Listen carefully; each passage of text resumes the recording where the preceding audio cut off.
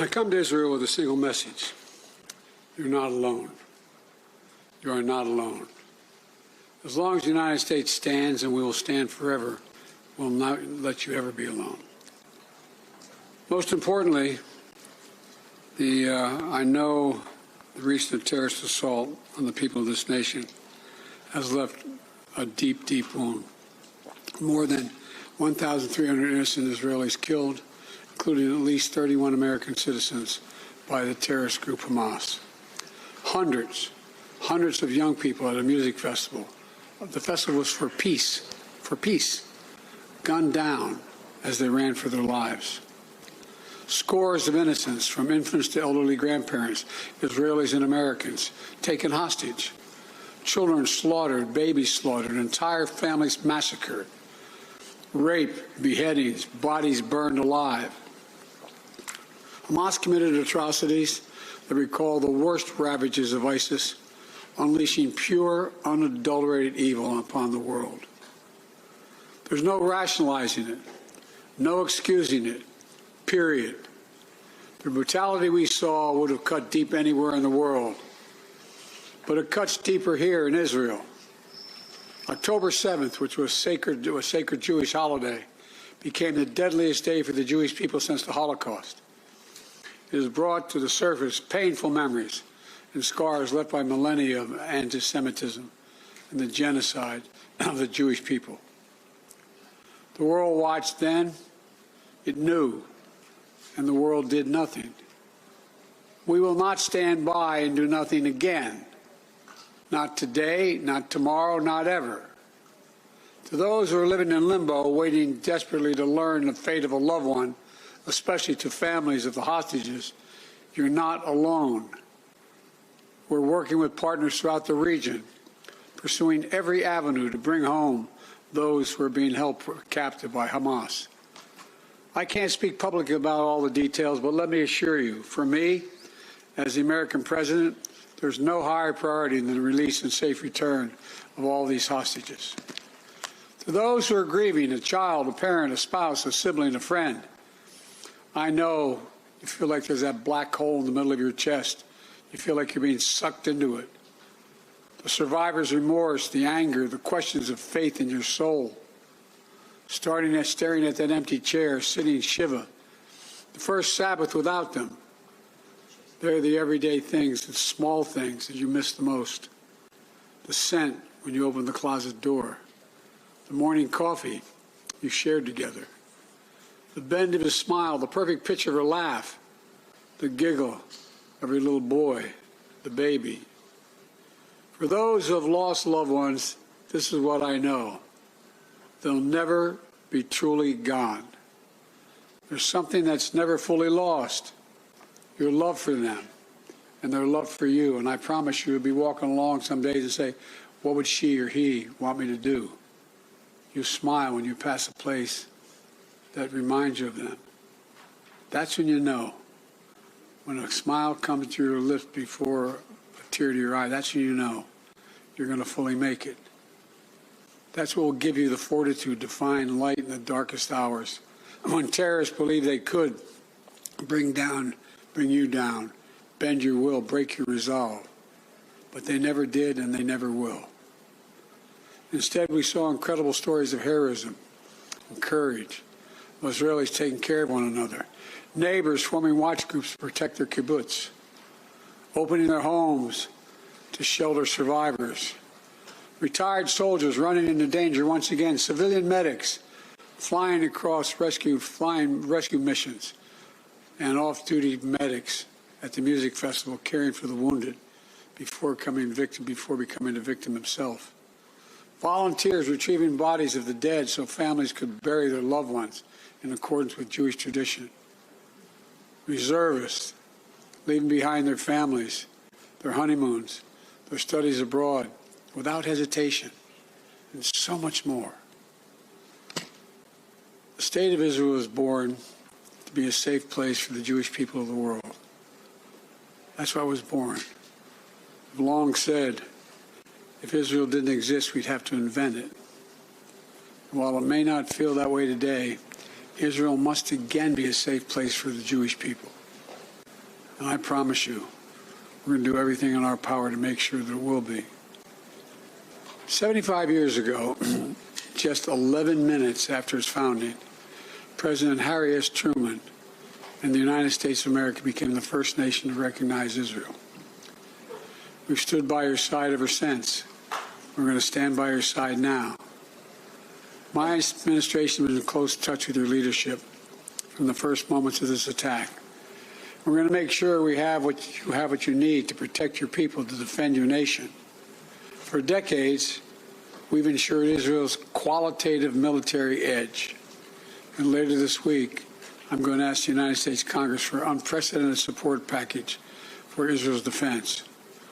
We're going to keep Iron Dome fully supplied so it can continue standing sentinel over Israeli skies, saving Israeli lives. We've moved U.S. military assets to the region, including positioning the USS Ford Carrier Strike Group in the Eastern Mediterranean, with the USS Eisenhower on the way to defer further aggression against Israel and to prevent this conflict from spreading. The world will know that Israel is stronger than ever. And my message to any state or any other hostile actor thinking about attacking Israel remains the same as it was a week ago. Don't. Since this terrorist attack took place, we've seen it described as Israel's 9/11. Though for a nation the size of Israel, it was like 15 9/11s. The scale may be different, but I'm sure those horrors have tapped into some kind of primal feeling in Israel, just like it did and felt in the United States. Shock, pain, rage, an all-consuming rage. I understand, and many Americans understand. You can't look at what has happened here to your mothers, your fathers, your grandparents, sons, daughters, children, even babies, and not scream out for justice. Justice must be done. But I caution this: while you feel that rage, don't be consumed by it. After 9/11, we were enraged in the United States. While we sought justice and got justice, we also made mistakes. I'm the first U.S. president to visit Israel in time of war. I've made wartime decisions. I know the choices are never clear or easy for the leadership. There's always cost, but it requires being deliberate. It requires asking very hard questions. It requires clarity about the objectives and an honest assessment about whether the path you're on will achieve those objectives. The vast majority of Palestinians are not Hamas. Hamas does not represent the Palestinian people. Hamas uses innocent families in Gaza as human shields, putting their command centers, their weapons, their communications tunnels in residential areas. Palestinian people are suffering greatly as well. We mourn the loss of innocent Palestinian lives like the entire world. I was outraged and saddened by the enormous loss of life yesterday in the hospital in Gaza. Based on the information we've seen to date, it appears the result of an errant rocket fired by a terrorist group in Gaza. The United States unequivocally stands for the protection of civilian life during conflict, and I truly grieve for the families who were killed or wounded by this tragedy. The people of Gaza need food, water, medicine, shelter. Today I asked the Israeli cabinet, who I met with for some time this morning, to agree to the delivery of life-saving humanitarian assistance to civilians in Gaza, based on the understanding that there will be inspections and that the aid should go to civilians, not to Hamas. Israel agreed the humanitarian assistance can begin to move from Egypt to Gaza. Let me be clear. If Hamas diverts or steals the assistance, they will have demonstrated once again that they have no concern for the welfare of the Palestinian people. And it will end. As a practical matter, it will stop the international community from being able to provide this aid. We're working in close cooperation with the government of Egypt, the United Nations, and its agencies like the World Food Program and other partners in the region to get trucks moving across the border as soon as possible. Separately, I ask Israel that the global community demand that the International Red Cross be able to visit hostages. I just demanded that the United States fully supports. Today, I'm also announcing $100 million in new U.S. funding for humanitarian assistance in both Gaza and the West Bank. This money will support more than 1 million displaced and conflict-affected Palestinians, including emergency needs in Gaza. You are a Jewish state. You are a Jewish state, but you're also a democracy. And like the United States, you don't live by the rules of terrorists. You live by the rule of law. And when conflicts flare, you live by the law of wars. What sets us apart from the terrorists is we believe in the fundamental dignity of every human life. Israeli, Palestinian, Arab, Jew, Muslim, Christian, everyone. You can't give up what makes you who you are. If you give that up, then the terrorists win, and we can never let them win. You know, Israel's a miracle, a triumph of faith and resolve and resilience over impossible pain and loss. Think about October 7th, the Jewish holiday, where you read about the death of Moses, a tragic story of a profound loss to an entire nation, a death that could have left hopelessness in the hearts of the entire nation. But though Moses died, his memory, his message, his lessons have lived on for generations of the Jewish people as well as many others. And just as the memory of your loved ones will live on as well. After reading the story of Moses' death, those who observed the holiday began reading the Torah from the very beginning. The story of creation reminds us of two things. First, that when we get knocked down, we get back up again, and we begin anew. And second, when we're faced with tragedy and loss, we must go back to the beginning and remember who we are. We are all human beings, created in the image of God with dignity, humanity, and purpose. In the darkness, to be the light unto the world is what we're about. You inspire hope and light for so many around the world.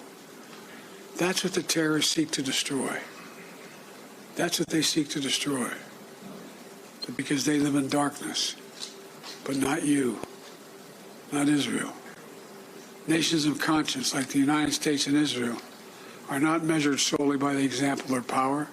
And we're measured by the power of our example. And that's why, as hard as it is, we must keep pursuing peace.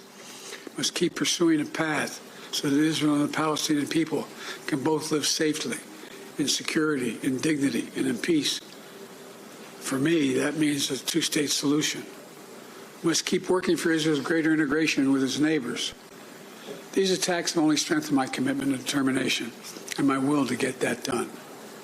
I'm here to tell you, the terrorists will not win. Freedom will win. So let me end where I began. Israel, you're not alone. The United States stands with you.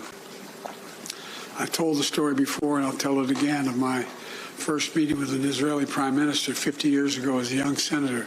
I was sitting across from Golda Meir at her desk in her office. And she had a guy who later became prime minister, sitting next to me, just before the 1973 Yom Kippur War. And she flipped the maps up and down, telling me how bad things were and how terrible they were. All of a sudden, she looked at me and she said, "Would you like a photograph?" I looked at her. She got up from her desk and walked out into that hallway. I think it's marble flooring. Walked out in the hallway. We walked out, and there were a bunch of photographers standing in front of us. We were standing shoulder to shoulder. And without her looking at me, she said to me, knowing I'd hear her, "Why do you look so worried, Senator Biden?" And I said, "Worried? Like, of course I'm worried." And she looked at me, and she didn't look. She said, "Don't worry, Senator. We Israelis have a secret weapon. We have nowhere else to go." Well, today, I say to all of Israel, the United States isn't going anywhere either. We're going to stand with you. We'll walk beside you in those dark days, and we'll walk beside you in the good days to come. And they will come. as you say in Hebrew, which I'm not going to attempt to do because I'm such a terrible linguist, I'll say it in English. The people of Israel live. The people of Israel live. Israel will be safe, secure, Jewish, and democratic state today, tomorrow, and forever. May God protect all those who work for peace. God save those who are still in harm's way. Thank you very much. Mr. President, what is your red line that would prompt U.S. military involvement in this war?